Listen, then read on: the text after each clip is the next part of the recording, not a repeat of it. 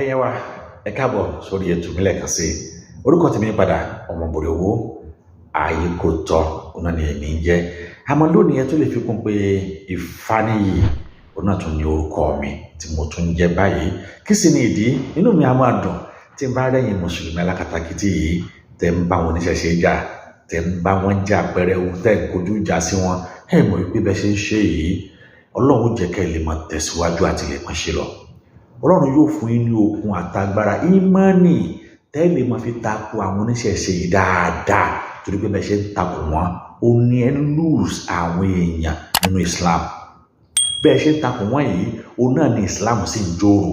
Èmi tí mo ń sọ̀rọ̀ àti alájì ni mí o, ṣùgbọ́n ibi tí wọ́n ti bí mi nílẹ̀ Yorùbá mo sì pẹ́ díẹ̀ nílẹ̀ Lárúbáwá, ibẹ̀ ni mo ń gbé tí mo ti ń ṣiṣẹ́. Mo sì mọ̀ wípé àwọn Lárúbáwá yìí wọn ò tàpá sí ìṣẹ̀ṣe wọn bó ti wulẹ̀ kó burú tó. Ní tí wọ́n ní tá a mà sí ìṣẹ̀ṣe wọn ò tàpá sí. Wọ́n ń gbé ìgúnnu tèmi tún jó níwájú ẹ̀. Mo jó níwájú ìgúnnu tí wọ́n gbé níjọ́ tí wọ́n dọ́tà ń ṣe ìtúnú àwẹ̀ gẹ́gẹ́ níjọ́ ìtúnú àwẹ̀ gẹ́gẹ́ ìjọ ọ̀hún gẹ́gẹ́ ni wọ́n gbé ìgúnnu jáde. Wọn ò rẹ̀ ti torí ẹ̀ kí wọ́n ní kí wọ́n dáná sun ìgúnnu ọ̀hún tàbí kí wọ́n pa ẹni tó gbé ìgúnnu tàbí kí wọ́n pa àwọn tí wọ́n ń lò fún ìgúnnu. Gbogbo wọn jó, inú wọn dùn pé ìgúnnu jáde. Àmọ́ tó bá jẹ́ pé ilẹ̀ Yorùbá ni ó di dẹbọ, ó di síríkù, ó di wálé. Ẹ̀yin Mùsùlùmí tẹ ìwà jẹ alákatakítí ẹ̀sìn kalẹ̀. Ìwà ẹ̀yin ará Ìlọrin yìí sórí nǹkan mú yín ni. Ṣùgbọ́n tẹ ẹ bá wò dáadáa, Ìlọrin tí wọ́n ń pè ní mèsù jàǹbá tí wọ́n sọ pé Ìlọrin ìlú tí ò léegun inú Ifá ló wà, kì í ṣe inú Al-Qur'an. Oríkì ìlú Ìlọrin tí wọ́n ń kì lónìí, ẹ jẹ́ kí àáfàá kan wá jáde kó ní mo parọ́ pé ìlú Ìlọrin o ìlú tí ò léegun tó jẹ́ pé kìíní kan léegun wọ́n ní bá ṣe ń kì wọ́n yìí bí wọ́n ṣe máa ń kì ìlú Ìlọrin inú odò Ifá tí wọ́n fi ṣẹ̀dá Ìlọrin inú ẹ̀ ló wà. Ẹ bá mi jiyàn pé mo parọ́. Kí wàá ló wá dé tí wàá là wá báyìí? Àwọn ọlọ́sùn ń lọ ń ṣe àdúrà sínú Ọ̀ṣun wọn. Ìwà àfáà kan wá ní ṣùgbọ́n aláwa kìbá ó ṣe súnmọ́ wọn.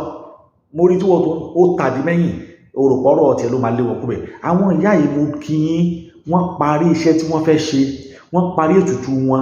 Ara àwọn ètùtù yìí tí wọ́n ń ṣe yìí náà ló mú kí ìlú lọ nínú òtòrò. Bí ò bá rí bẹ́ẹ̀ ṣé yóò tòrò ni? Kò ní tòrò. Àwọn náà ń gbìyànjú kí ìlú kó lè dá, kí ìlú kó lótùbà. Ṣé ẹ rò pé ìyẹn àfáà ilẹ̀ ṣe ni? Ẹ̀yin tẹ́ ẹ máa kankan yìí. Ẹ tó yẹ pé àwọn ìyá yìí òun náà lẹ fi ṣe abẹ́ lẹ kó sí lábẹ́ ẹ wà bọ́ta. Ẹ kàn tí ẹ wo àfáà yìí ó gbìyànjú láti lé wọn. Ó gbìyànjú òun náà fẹ́ lé wọn àmọ́ kò rí wọn lé torí àwọn ìyá yìí parí tí wọ́n ń ṣe. Kò dáa. Ẹ jẹ́ kí mi àti yín ẹ jẹ́ ká jọ wo fídíò. Tó bá gbé kalẹ̀. A'udhu billahi minash shaitani rajim. Tí tọ́lọ́kọ rẹ̀. Kàámà kẹ́kẹ́kọ́. Ẹ máa pẹ́ yín náà máa pẹ́ ìkọlẹ̀ ní lọ́rin yìí tó ti yé. Ṣẹ́rí báyìí. Ìdíjì lọ́rin ní. Ìtàṣe lọ́rin ní.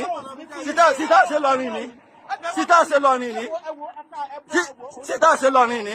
Ẹni díjì lọ́rin ní. Ìtàṣe lọ́rin ní. Ẹni díjì lọ́rin ní. Mo léyìn lọ́rin. Ó dáa. Ìtàṣe lọ́rin ní. Ó tún ní díjì lọ́rin ní ọ́. Sórí láì nìsín. Mo ti ká already. Mo ti ká sẹ́ni kó ṣe. Mo ká dáadáa. Ní mo léyìn lọ́rin. Lóde ọjọ́ oṣù kìíní. Sí ẹ̀yin ò kó bẹ̀ wọn àbí? Ẹ̀yin ò ti rí kankan rò. Ìwọ̀n ló mi wọn. A'udhu billahi minash shaitani rajim. Bismillahir rahmanir rahim. A'udhu billahi minash shaitani rajim. Bismillahir rahmanir rahim. A'udhu billahi minash shaitani rajim. Bismillahir rahmanir rahim. Ẹ má jáde bàbá o torí Ìlọrin lẹ́wà. Ẹ ní bàbá wa. Ó yẹ kó bẹ̀ ń. Ẹ má kó ń bẹ̀. Ó yẹ má kó ń bẹ̀ nílọrin lẹ́wà. Ó yẹ má kó ń bẹ̀. Ó yẹ má kó ń bẹ̀. Ṣé Ọ̀ṣun ni ayé ni?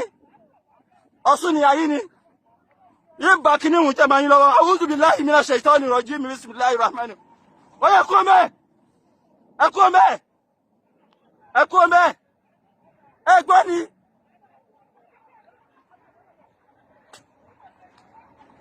Ó Oya kó mẹ́. Ṣé gbọ́rọ̀ ni? Ìyá lọ́sùn. Subhanallah. A'udhu billahi minash shaitani rajim. A'udhu billahi minash shaitani rajim. A'udhu billahi minash shaitani rajim. Ẹ wò wọ́n o. Ẹ wò wọ́n o. Ẹ gbọ́rọ̀ bí? Yé máa fọ yín lọ́kọ̀ mi jẹ́ wáyé ní sí o. Subhanallah.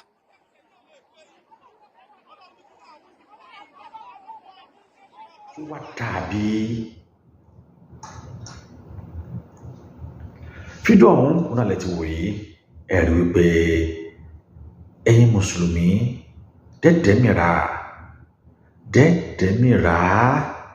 ẹ gbógun ti àwọn kìrìsìtẹ́nì títí ẹ gbógun ti wọ́n wá sọ yín di ajá tó ń gbó wọ́n sọ yín di kí ni o wọ́n sọ yín di ajá tó ń gbó wọn àwùlẹ̀ bìkítà sí wọn á wọ yín níran ẹ tún ti wá kó lórí àwọn kìrìsìtẹ́nì báyìí wo orí àwọn oníṣẹ̀lẹ̀ tí wọ́n á bọ́ sí ṣé bó wà nínú àlùkùránì pé wọ́n ṣe tiẹ̀ kémi náà ó ṣe tèmi àbí orí yín burú ẹ̀ka kí oyin débẹ̀ ni ẹ lọ́pọlọ ni ẹ ní ìmọ̀ ni ṣé ẹ̀ka kí oyin débẹ̀ ṣé kùránì ò kọ́ yín débẹ̀ pé ìwọ ṣe tiẹ̀ kémi náà ó ṣe tèmi àbí kò sínú àlùkùránì ọlọ́run tó fi bẹ́ẹ̀ pé ìwọ ṣe tiẹ̀ kémi náà ó ṣe tèmi ó mọ̀ ní tó ṣe fi bẹ́ẹ̀ ó mọ̀ wípé ẹ padà sórí burúkú àti máa bá àwọn kan jà fún ẹ̀sìn ẹ padà jẹ́ kí ẹ̀sìn kó dà yín láàmú ẹ padà jẹ́ kí ẹ̀sìn kó jẹ́ ohun ìbànújẹ́ fún àwọn tí wọn ò mọ̀ nípa ẹ̀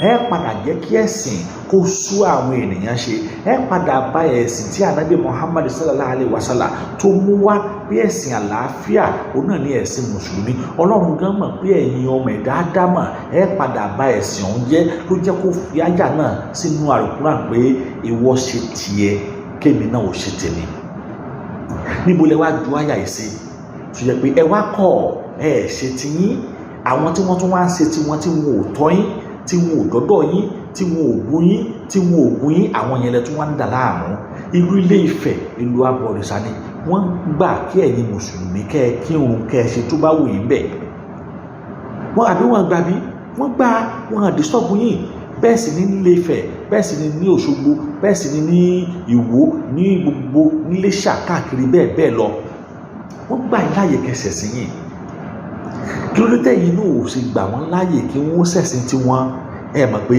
ẹ ti ń wá ogun ìjẹ̀sìn bọ̀ nílé yìí ẹ̀yin mùsùlùmí tẹ́ ẹ sọ́ra di alákatá ẹ ti ń wá ogun ìjẹ̀sìn bọ̀ tó bá sì délẹ̀ tán agbára yín ò ká tó bá délẹ̀ tán agbára yín ò ká mo ń fi àsìkò yóò gbogbo ẹ̀yin tẹ́ ẹ jẹ́ oníṣẹ̀ṣe pátápátá àwa sọ́pọ̀tì yín o èmi sọ́pọ̀tì yín tẹ́ ẹ bá ní tẹ́ ẹ fẹ́ sẹ́lómi lára tẹ́ ẹ fẹ́ sí tó yẹ pé yóò dẹ̀ mọ́ gbùrù yóò mọ́ gbọ́n báyìí tí gírí ló gbé níjọ́ tí wọ́n bá ti wá dà ní láàmú níjọ́ tí wọ́n bá ti wá disturb me because I don't know bí o mọ tó ń ṣẹlẹ̀ Yorùbá ni wá Yorùbá òun ni wá our origin is from Ifá àwa yìí tá a kàwé díẹ̀ yìí tá a tún jáde tá a wà exposed we understand that our origin is from Ifá and we understand what is the problem behind our problem tó tún wá behind our problem òun náà ní religion because until Lord ṣe lọ́lùdá ẹ̀ mo gbàgbọ́ orúkọ máa yìí ní tó sọ nìyẹn pé àníṣe ẹ jẹ́ ká da ẹ̀sìn wọn rú ẹ jẹ́ ká sí kí ni o ẹ jẹ́ ká da ẹ̀sìn wọn ẹ jẹ́ ká dàrú he said it and then they made it ẹ jẹ́ ká gba ẹ̀sìn wọn ẹ jẹ́ ká jẹ́ kí wọ́n rí English gẹ́gẹ́ bí is better than their own language then wọ́n wá tún wá sọ fún wa pé don't speak vernacular ẹ jọ mo fẹ́ bí èmi àti yín léèrè kí ni vernacular nínú tani kí ni vernacular nínú Yorùbá language àti English language we all are so àti mentality wa ti wá rọ ó ti kọjá beyond control because in tí wọ́n ń pè ní vernacular ní English Yorùbá tí wọ́n fi sọ èmi àti òkè ṣe vernacular this is our modern tongue this is our modern language when you move from Yoruba language to another language it has become multilingual language and the multilingual language have become vernacular language your real language is Yoruba tí o kì í ṣe vernacular language wọ́n á ní kó má sọ Yorùbá mọ́ ní school why náà ṣe ní káwọn kan sọ torí pé wọn àfẹ́ kẹ́ ẹ mọ ìran tẹ́ ẹ ti jáde the same thing wọn ní Ifá ẹ tún wá fẹ́ gba àwọn tí àtúwárẹ àwọn èèyàn tí wọ́n tún wá ṣẹṣẹṣẹ pé káyé yín wọ́n bàjẹ́ kí ti yín wọ́n ta dànù ẹ tún wá di wọn lọ́wọ́ ẹ padà jẹ̀bi káyìn ni mo bí Ọlọ́run mo fi ẹ̀mí lọ́tọ́ Ọlọ́run tó ní ẹ̀mí mo fi búra gbogbo ẹ̀yin mùsùlùmí tẹ́ ẹ̀ ta àwọn olórí sàyè ẹ padà jẹ̀bi káyìn ni n tó dájú ni ẹ padà jẹ̀bi káyìn bọ̀ bẹ́ẹ̀ kò sí bẹ́ẹ̀ ṣe fẹ́ ṣe táwọn ẹ̀ ṣe fẹ́ wẹ̀ tó fẹ́ mọ́ ẹ padà jẹ̀bi bọ̀ bẹ́ẹ̀ ni n tó dájú nítorí pé Ọlọ́run gan ti wọ́ọ̀nù yín Ọlọ́run bá gẹ́ fara rẹ̀ ó wọ́ọ̀nù yín wípé ẹ ṣe ti yín ẹ jẹ́ kí àwọn náà kí wọ́n ṣe ti wọn àmọ́ ẹ kọ̀ ẹ ṣe ti yín ẹ tún wá lọ ń dà wọ́n láàmú ẹ padà jẹ̀bi bọ̀ tó bí bẹ́ẹ̀ ṣe dá àwọn Christian láàmú náà lélẹ́yìí ẹ dá wọn láàmú gbogbo àwọn ọmọ yín pátápátá ni wọ́n padà di Christian tán ẹ tó ti ń dá àwọn oníṣẹ̀ṣe láàmú ẹ padà rí wípé Islam yóò padà parẹ́ nílẹ̀ Yorùbá ni Islam yóò padà parẹ́ nílẹ̀ kóòtù òjìrè nítorí pé ẹ ti ń fi àṣejù kún ọ̀rọ̀ yìí àṣejù tí ń wọ́n tẹ̀ gbé dání Ànábì gan ò ṣe àṣejù tó yìí tó bá jẹ́ báyìí lánàá bẹ̀ ṣe àṣejù ni a sọ pé ẹ̀sìn yóò wù ẹ̀sìn yóò kí sẹ́sìn tó yẹ kéèyàn ó ṣe ni àmọ́ Ànábì àwọn ẹgbẹ́ gbogbo àwọn ìlú tó jẹ́ pé a ti dé rí táwa ti lọ rí tó jẹ́ pé àwọn ni wọ́n mú Islam wá wọ́n àmúlé ayé le báyìí gbogbo ẹ̀yin àfa àlè súnà àlè kìíní kan gbogbo ẹbẹ ń lọ Mẹ́kà ẹbẹ ń lọ Mẹdínà ẹbẹ ń lọ sáwọn ẹbẹ ń lọ káàkiri ẹ ń lọ Kúbà ẹ ń lọ Qatar ẹ ń lọ Ọmà ẹ ń lọ UAE ṣé wọ́n bí wọ́n ṣe mẹ́sìn lélẹ̀ ní o wọ́n mú ẹ̀sìn báyìí wọ́n fi ẹ̀sìn rọ oníkálukú lọ́rùn kò dẹ̀ sí ẹni tó máa bú ẹ̀sìn nìkan lórí 25 years in prison ni wọ́n dẹ̀ ní àwọn judaism wọ́n ní kálukú dẹ̀ ń ṣe tiẹ̀ tẹ́ ẹ bá sọ pé mùsùlùmí ní ẹ wá ní ẹ̀yin lọ́mọ nílùú ẹ wá ní àwọn kan wọ́n wé láwà ní wọ́n àmọ́ ń bẹ bọ́ ẹ lù ẹ̀ wọ́n sí ni. ibi wọ́n ṣe bọ̀ wọ́n ṣe tutù wọ́n borí wọ́n ṣe gbogbo tó yàn ń ṣe láyé tó jọ wọn traditional religion wọ́n ń ṣe wọn àfilẹ̀ kí wọ́n wá dé tẹ wọ́n disturb àwọn oníṣẹ̀ṣe ẹ ń wà bínú Ọlọ́run o ẹ fi Ọlọ́run ọba lẹ̀ Ọlọ́run ọba ò sí gbìjà sẹ́yìn lè fẹ́ revenge fọlọ́run ni Ọlọ́run tó ní kí àwọn kan ó sì ṣẹ́kù kí wọ́n máa ṣe ìṣẹ̀ṣe Ọlọ́run máa ń torí Ọlọ́run tó sì ní pé kẹ́yìn kan náà kẹ́ ẹ jẹ́ Islam Ọlọ́run máa ń torí Ọlọ́run tó ní kí ẹ̀yin kan kẹ́ ẹ jẹ́ Kìrìsìtẹ́nì Ọlọ́run máa ń torí Ọlọ́run tó ní kí àwọn kan kí wọ́n jẹ́ Judaism ni o Montanism ni o Patrism ni o Consarism ni o Ọlọ́run máa ń torí bẹ́ẹ̀ làwọn kan sọ̀rọ̀ pé wọ́n à ṣe bọ́ wọ́n à ṣe mùsùlùmí wọ́n à ṣe kìrìsìtẹ́nì wọ́n à ṣe kankan wọ́n kàn wà as natural as wọ́n máa ń bè ní Ọlọ́run bá máa ń torí pẹ̀lú wọn kí wàá lọ́wọ́ dé kí ni problem yín kí ni wàhálà yín kí ni ìṣòro yín kí ni tó wá dé báyìí tó jẹ́ pé àwọn ọmọ ilẹ̀ wa ń dà láàmú kí ni wàhálà ẹ̀yin kí mùsùlùmí yìí ṣé bí Mẹ́kà lẹ lọ tẹ́ ẹ dé kódà níbi tó ti burú fún níbi tó yẹ kó burú fún yín dé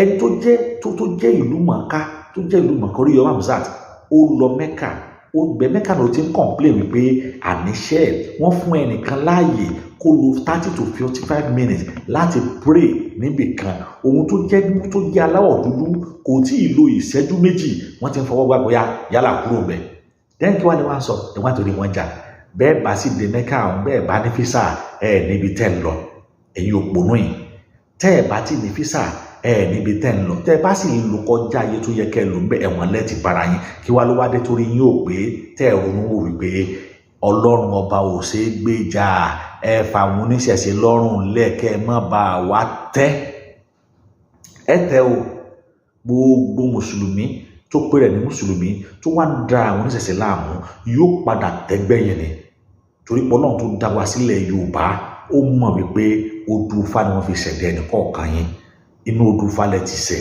inú odù Ifá lẹ ti jáde gbogbo wọn tó jẹ́ mùsùlùmí pẹ̀lẹ́ ní nùrùdín ló ṣé ẹ̀ẹ̀kan tí ẹ̀ lọ́pọlọ ni ṣé Islam lórúkọ ni there is nothing like Islamic name there is nothing like Islamic name kò sí tó jẹ́ Islamic name káàfà tó bá lówà kó jáde kó wá prove fún mi pé orúkọ tẹ́ ń jẹ́ Abdulsani ni o Muhyiddin ni o ní ọ̀kẹ́gbọ̀n orúkọ Islam no there is nothing like Islamic name but there is Arabic name you are bearing another country's name ẹ ń bá àwọn tribe mi jẹ́ orúkọ wọn ṣe é rí káwọn Arab kí wọ́n jáde ní yèrè ni ọ̀ kí wọ́n jẹ́ Ifágbèmí Ifá wọn no ẹ jẹ́ wọ́n tẹ̀ wá colonize wa àdẹ̀wá sọ àṣà àti ìṣe àdẹ̀wá sọ́nà.